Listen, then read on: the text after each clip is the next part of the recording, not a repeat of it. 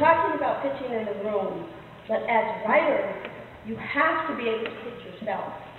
And we find that's probably even more difficult for new writers than actually pitching ideas in a room. It's probably easier to pitch ideas in a room than to pitch yourself as a writer. Because when you're pitching yourself, people don't want you to say things like, oh, I'm a hard worker, you know, I love writing, I've been wanting to. They want more from you. They want you to be very personal. They want something to connect with you. When we take our writers through our extensive vetting process, the thing that we're looking for is within that first 20, 30 seconds or that first minute, we want to feel that we are getting tidbits about this person. We're learning about this person, good or bad, actually. You know, but we need something to hang on to. And it's so difficult for some of our writers because writers are very solitary. They tend to write by themselves. They spend a lot of time alone. But you have to become comfortable as a writer with pitching yourself. You pitch yourself to us. You're pitching yourself to your agent, to your manager. I mean, they're looking at your material, and it has to be solid. But then television is very collaborative. So everyone's thinking, do I want to work with this person?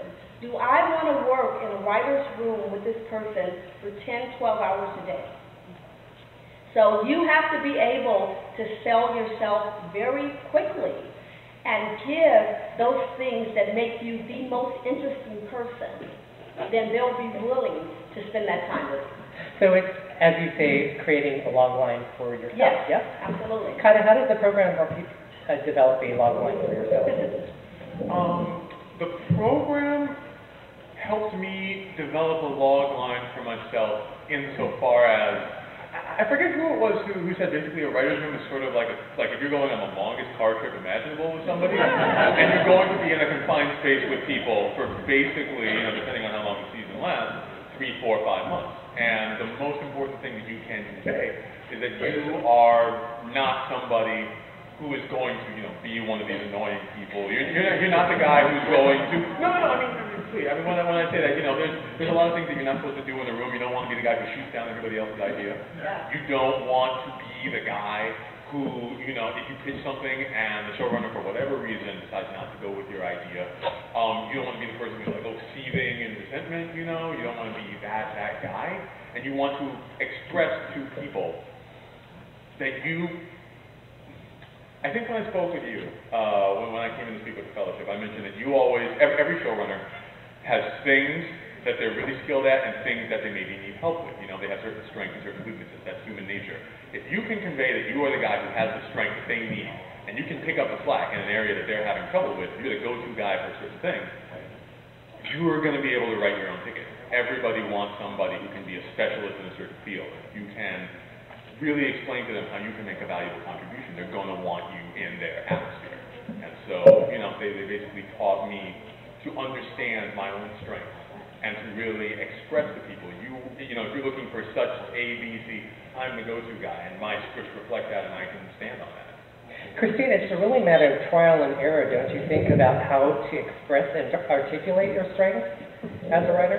Absolutely. I mean, one of the things, especially as writers, I think we're tempted to just be like, it's here on the page. It's, you know, read my script. It's really great. And, you know, I mean, or, you know, a more modest version of that. But I think that it is really tough to learn how to pitch yourself and to be like, you know, to talk about your story and kind of make it concise. Another thing as writers, I think that's something very important to learn is not to ramble. To be very, you know, to really get it down. And we really, I mean, we had a workshop one day where we sat with Frank and Ollie, and we each did our 30-second pitches, and we were timed. So you definitely have to work at it, and you have to think about it. You have to think, what are the things about me that is going to make somebody remember me, and also be like, oh, that's interesting. Tell me more about that. To make them essentially lean forward, which is something we hear a lot. You know, whether you're pitching an idea or yourself, you want them to lean forward and lean in. So let me actually build on that on the opposite side, and I asked this at our previous panel on Monday night. I want to go down the line and have each panelist say, what are the things that people do when pitching themselves or when pitching a project that do not make a good impression? Ollie, let's start with you. Just think of me, and then you'll have some ideas. Like I said, those answers that when someone says, tell me about yourself, and you say, I'm a hard worker, or I'm dedicated, or I'm enthusiastic. That's essentially saying nothing, to be honest. What they want you to say, it was interesting, we had an interview this past week with someone for a writer's assistant position. And so she talked about, being in the room and taking notes. And we said, okay, tell us about yourself. Oh, I worked hard, and, when I work on a project, I can take it from the beginning to the end, and, I'm able to really sort through all the ideas that's thrown out in the room and choose those that the showrunner wants to use. And she went on, and we were like, oh, okay. I mean, we asked it in a couple of different ways, and she wasn't able to articulate herself. And so in the course of the conversation, she kept talking, and she said, oh, yeah, by the way, I'm a mechanical engineer. We're like, okay. Why didn't that come out originally? That's something that's very interesting, that you graduated with a degree as a mechanical engineer, and all of a sudden now you're a writer. And she said, oh, yeah, I have a master's degree from AFI. We're like, oh, my God. This woman is accomplished, but she said none of these things at the offset. And we literally had to pull it out. By the time we had to pull it out, we really weren't that interested anymore. So you want to make sure that those things that are the most interesting about you, you push out first. Right.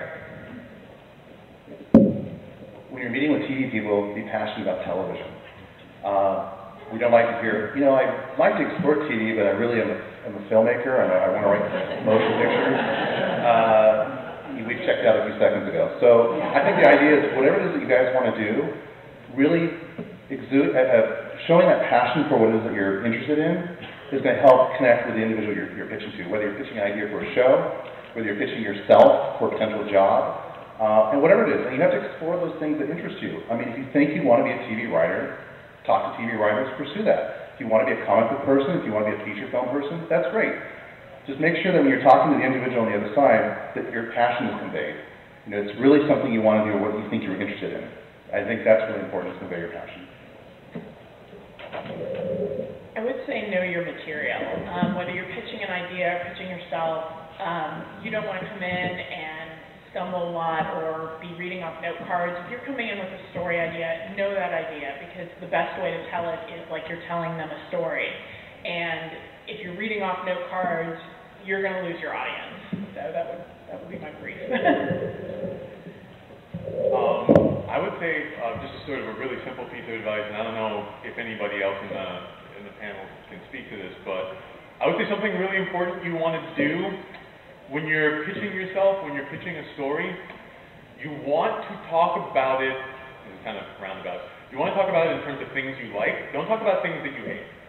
Don't say, like, I'm going to do a really great fantasy story, not something really lame like, 300, because you could be talking to somebody. I'm not casting aspersions on 300. I'm not insulting. I'm not going to violate my own advice.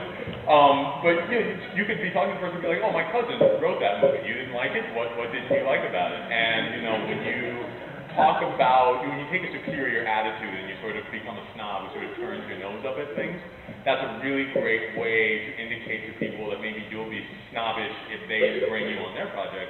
Nobody wants to deal with a snob. That's an attitude people are not going to want to deal with if they don't have to, and they don't have to deal with you. So just, don't put on airs. Don't try and be a superior person and talk about you think you're so much better than everything else. It's a really great way to turn people off really fast. Silvia? I think if you have a meeting, they already read you, and they love you, and they want to like you. So know that as soon as you go into that interview, they already like your writing, so they want to like you. So it's already, you already way ahead, so don't think that you're not. Another thing is, I don't know my managers and my agents, what they do is when they prepare me for a meeting, they'll say, you know, this guy, he likes sci-fi, he likes this, he likes that, he's divorced, don't bring up anything about divorce, you know, so they tell me their personal business, as well as things that, you know, that I should stay away from. Also, I do go on Facebook. I see if they have a Facebook page. I go on IMDb and see what they've done, because I want to get a good sense of who they are as well. I'm not saying I'm going to pretend I like something just because they like it, but it's always good to know when you step in is you have all this information and put your best foot forward. But I would always say, know that they read you and they already love you. And if you're pitching an idea, I have friends who are executives and they want to love your ideas. They're hearing so many ideas they don't like all day. They're hoping yours is the one that's going to help them look good when they go and pitch it to their boss. Let's see. In terms of pitching yourself, the only thing I could really add to all this is don't shy away from your uniqueness. And if you've got an icebreaker for that meeting about yourself, or you're just meeting the showrunner who does want to hire you, use it. And if it's something quirky and unique about yourself, you know, to a point, I would say use it. Like,